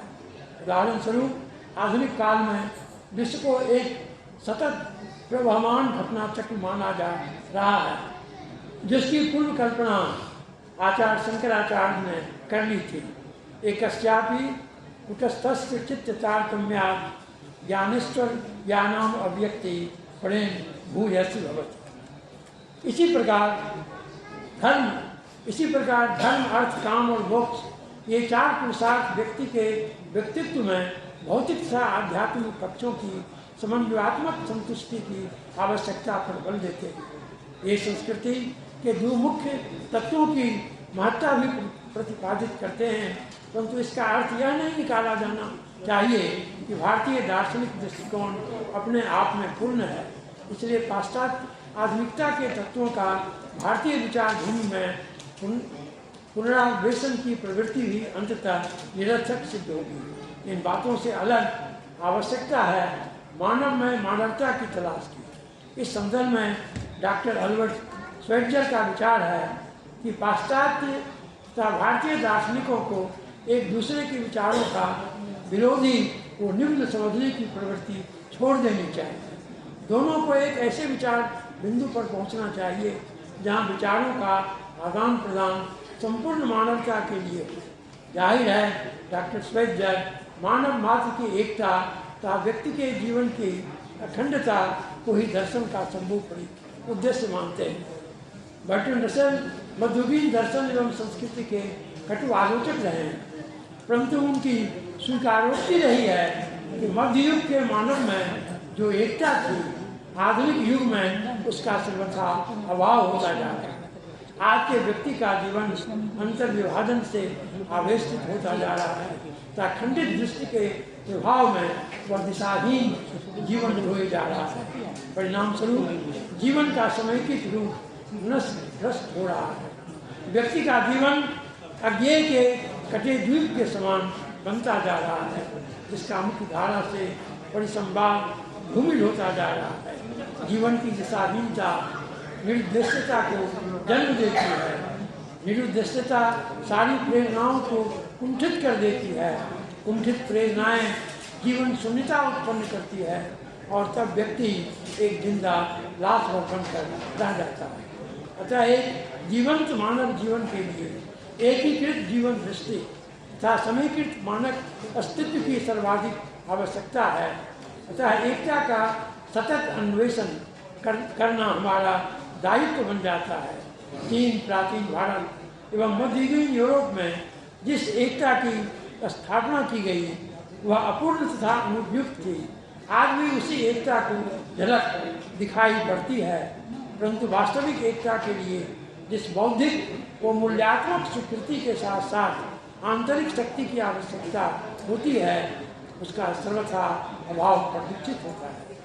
निष्प्रयोजन, निरुद्देश्य एवं निरर्थक जीवन आदर्शहीनता के धरातल पर जगमगा रहा है। अतः तुलनात्मक दर्शन की आवश्यकता एक ऐसे जीवन की रूपरेखा सुनिश्चित करने के लिए बलवती हुई है जो व्यापक, समन्वित एवं उच्च मूल्यों पर आधारित हो, जिसकी उपयोगिता एवं उपादेयता मानव जीवन को सर्वसमुन्नत बनाने में सफल हो। विज्ञान एवं प्रौद्योगिकी के इस युग में जब मानव की अहमियत हाशिए पर आ गई है, तुलनात्मक दर्शन का केंद्र बिंदु मानव दर्शन का अध्ययन होना चाहिए। अतः यह आरोप लगाया जाता है कि अभी तक तुलनात्मक दर्शन एक दर्शन तंत्र के रूप में उभर नहीं पाया है। दूसरे शब्दों में इस विधा का न तो कोई उद्देश्य संपुष्ट हो पाया है, न ही इसकी कोई निश्चित विधि निरूपित की गई है। मैं आपका ध्यान इस बिंदु पर आकृष्ट करना चाहूँगा कि तुलनात्मक दर्शन, जैसा कि आरंभ में ही स्पष्ट कर दिया गया है, प्लेटो या अरस्तु के दर्शन के समान किसी दर्शन तंत्र की स्थापना का दावा नहीं करता है। इसके विपरीत वह पूर्वी तथा पश्चिमी वैचारिक दृष्टिकोणों के समायोजन का एक प्रयास है। इस तरह का समायोजित दृष्टिकोण भी तुलनात्मक दर्शन नहीं होगा, अपितु उसका एक परिणाम ही है। पूर्वी और पश्चिमी विचारधाराओं में ज्ञान मीमांसीय साधनों एवं विधियों को लेकर मत भिन्नताएं हैं। उदाहरण स्वरूप तुलनात्मक दर्शन की एक सुनिश्चित एवं सफल विधि की स्थापना के विषय में विचारक एक मत नहीं है। विद्वानों का मानना है कि ज्ञान मीमांसीय संदर्भ में पूर्वी दर्शन अंतःप्रज्ञात्मक है, जबकि पाश्चात्य दर्शन बौद्धिक प्रयासों का समर्थक है। यहाँ मैं आपको एक बार फिर स्मरण कराना चाहूँगा कि सत्य के ज्ञान के प्रति जिज्ञासा सार्वभौमिक है। यह किसी एक क्षेत्र, युग अथवा संस्कृति के धरोहर नहीं है। यही कारण है कि कुछ थोड़ी भिन्नताओं के साथ विचारों के स्वरूप देश काल की सीमाओं का अतिक्रमण कर अपनी एक रूपता प्रदर्शित करते हैं। इसी प्रकार ज्ञान के साधन भी अलग अलग भूखंडों में विभाजित नहीं रह सकते हैं। बुद्धि, इंद्रिय अनुभव, अंतःप्रज्ञा आदि ज्ञान मीमांसीय स्रोत किसी एक दार्शनिक तंत्र में कैद नहीं हो सकते हैं। अतः भारतीय ज्ञान मीमांसा को अंतःप्रज्ञात्मक तथा पाश्चात्य दर्शन को बौद्धिक कहना समीचीन नहीं जान सकता है। हाँ, यह कहा जा सकता है कि किसी एक दार्शनिक धारा का झुकाव किसी विशेष ज्ञान मीमांसीय स्रोत के प्रति अधिक हो सकता है, परंतु एक व्यापक आदर्श के निमित्त जीवन की एकता के पुनर्निर्माण तथा मानव में मानवता की पुनर्स्थापना के लिए श्रेयस्कर तो यह होगा, लेकिन तुलनात्मक दर्शन अंतःप्रज्ञा तथा बुद्धि का समेकित स्वरूप अपनाए। यह ठीक है, अंतःप्रज्ञा तथा बुद्धि के स्वरूप में कुछ भिन्नता है, इसलिए ये दोनों विरोधी दिखलाई पड़ती हैं, परंतु बर्गसां, राधा कृष्णन जैसे दार्शनिक इन दोनों को एक ही ज्ञानात्मक प्रक्रिया के दो क्रमिक चलन मानते हैं। कुछ विद्वानों ने तुलनात्मक दर्शन को एक प्रकार का दर्शन तंत्रों का फेनोमेनोलॉजी कहा है। इस प्रकार का दृष्टिकोण पॉल मार्सन हॉर्सेल की रचनाओं में पाया जाता है। ये फ्रांस के प्रत्यक्षवादी समाजशास्त्र से प्रभावित हैं। कि स्वान भी तुलनात्मक दर्शन को एक प्रकार का फेनोमेनोलॉजी मानते हैं, फिर भी इन दोनों के दृष्टिकोणों में पर्याप्त अंतर है। मार्सन हॉर्सेल के अनुसार दर्शन समृद्धि है और तुलनात्मक दर्शन इस समृद्धि का अध्ययन कर दार्शनिक के परिवेश के साथ उसके संबंध को निर्देशित करता है।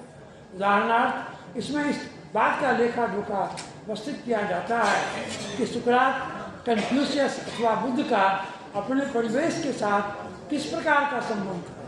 इस प्रकार का तुलनात्मक दर्शन एक प्रकार का वर्णनात्मक प्रत्यक्षवादी अध्ययन सिद्ध होता है।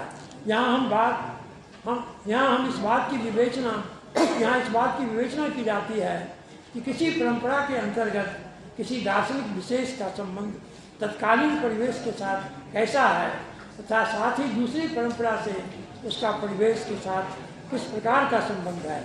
परंतु इस प्रकार का अध्ययन समाजशास्त्रीय और ऐतिहासिक दृष्टियों से उपयोगी है, न कि दार्शनिक दृष्टि से। इससे यह निष्कर्ष निकाला जा सकता है कि प्रत्येक विशिष्ट व्यक्ति अपने युग की उपज है, किंतु दार्शनिक दृष्टि से जीवन एवं जगत के स्वभाव तथा स्वरूप का निर्धारण अधिक महत्वपूर्ण है, क्योंकि इससे जीवन का सच्चा स्वरूप स्पष्ट हो पाता है।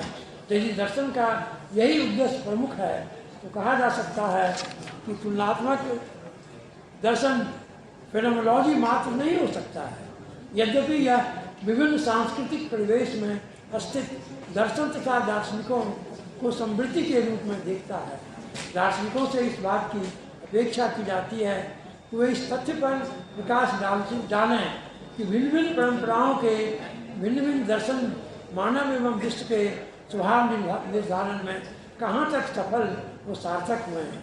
उन्हें इस बात का भी ध्यान रखना होगा कि दर्शनों में प्राप्त मानवतावादी विचारधाराओं को किस प्रकार सजाया संवारा जाए कि मानव का एक संपूर्ण चित्र उपस्थित हो जाए। ऐसी क्रिया सफलीभूत इसलिए भी हो सकती है, एक समय की दृष्टि प्रारंभ में विभिन्न अवधारणाओं को प्रस्तुत कर उनकी व्याख्या और मूल्यांकन में तटस्थ रूप से प्रभाव में रहती है, परंतु यही दृष्टि अंत में प्रकट रूप में प्रकट हो जाती है। इसी आधार पर कहा जा सकता है कि सभी दार्शनिक धाराओं में मानव का यह शुद्ध स्वरूप उभयनिष्ठ इकाई के रूप में उभरता है।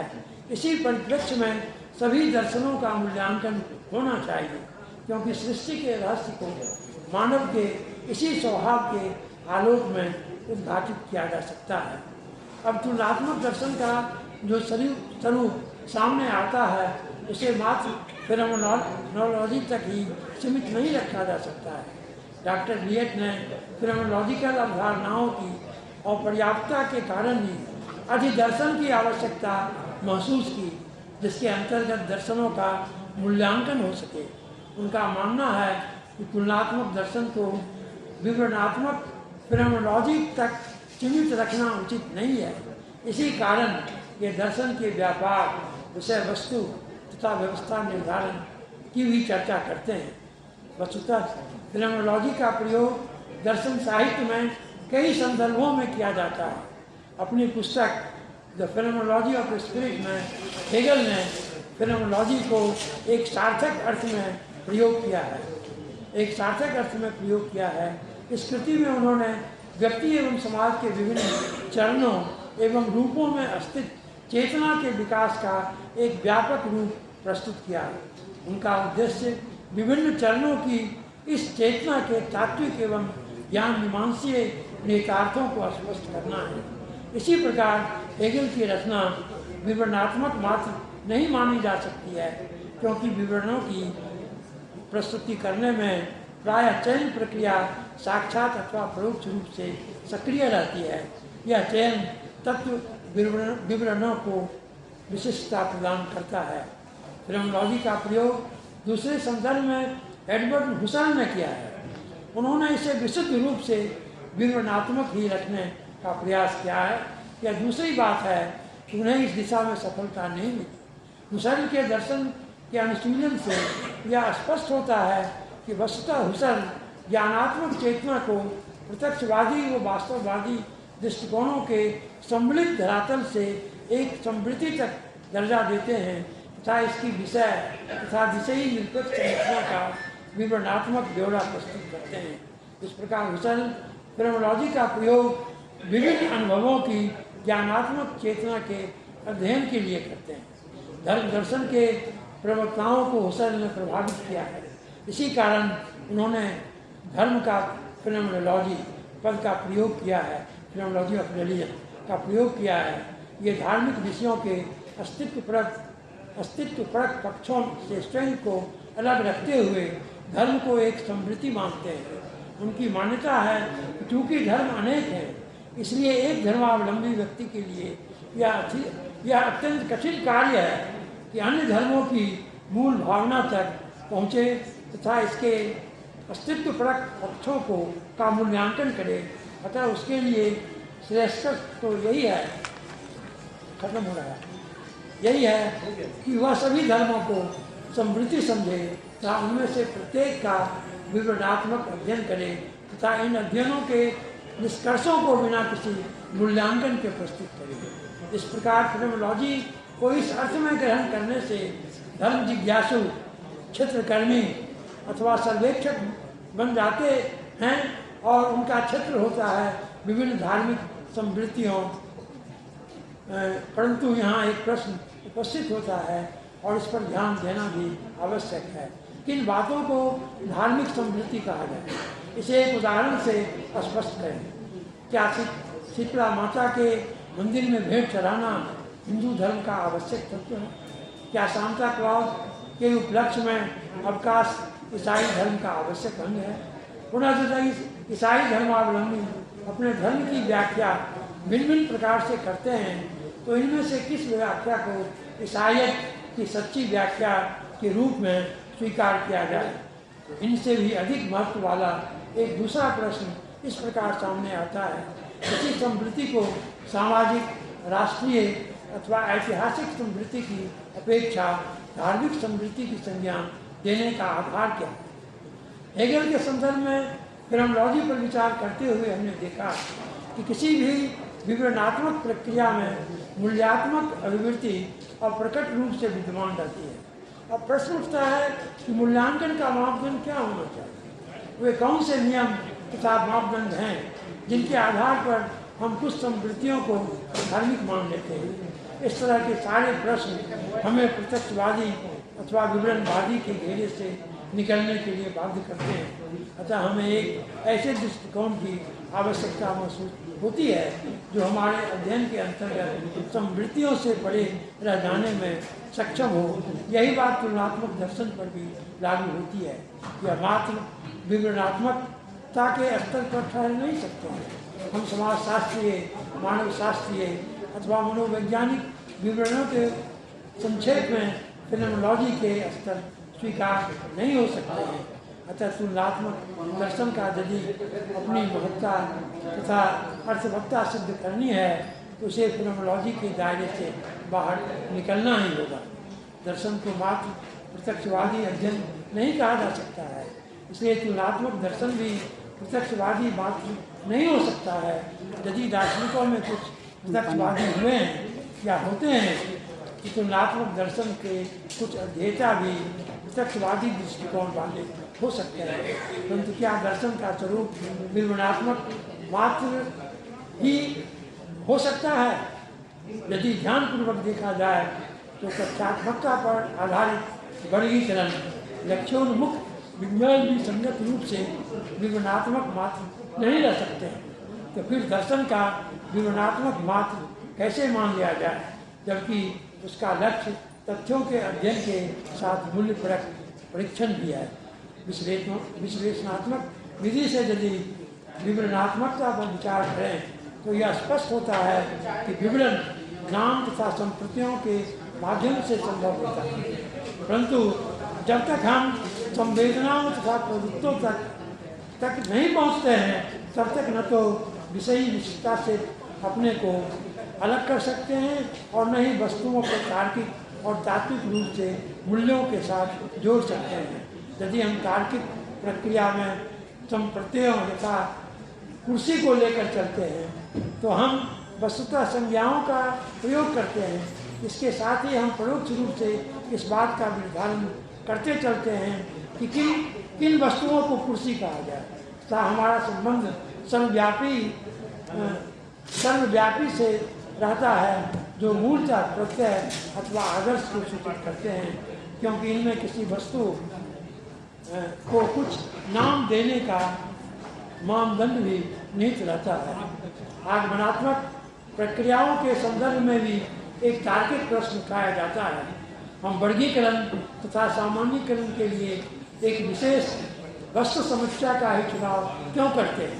उदाहरण स्वरूप एक वर्गीकरण विशेष के लिए राम, मोहन, सोहन आदि को ही क्यों लेते हैं, जबकि घोड़ा, हाथी, पक्षी तथा मछली को बहिष्कृत क्यों कर देते हैं?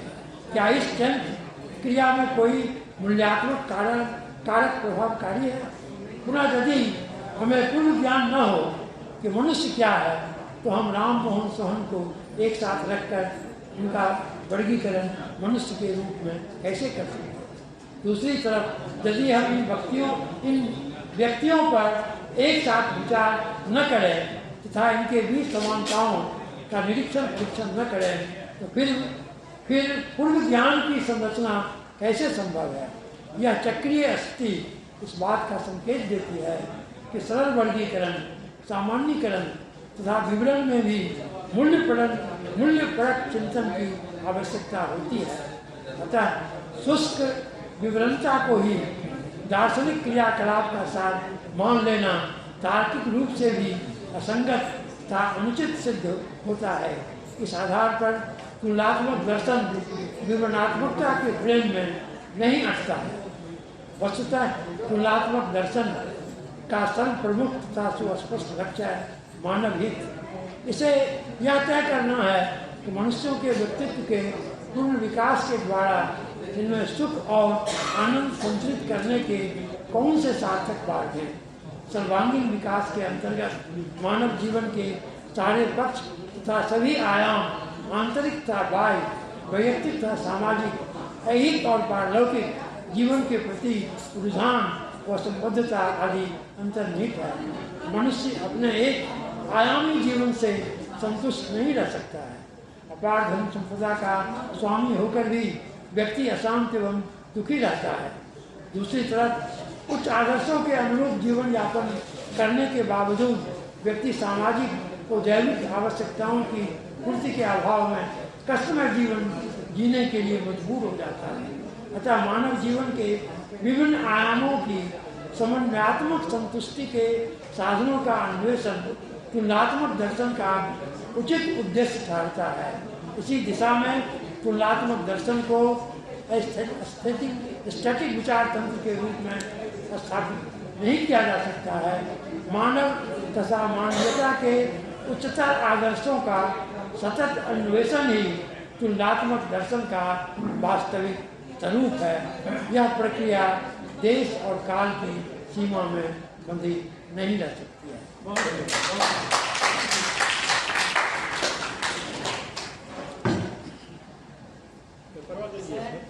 इसको जैसे और ठीक कर बाद में नहीं, हम दे देंगे आपको। ये भी नहीं नाम लिख देंगे, नाम लिख देंगे। श्यामा जी ये इसको छपवाइएगा। इसको दे रहे हैं सर, तो हाँ, हाँ। मांगने के बाद में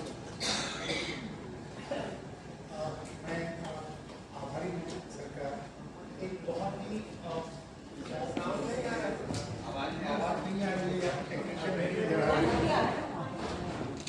हेलो हेलो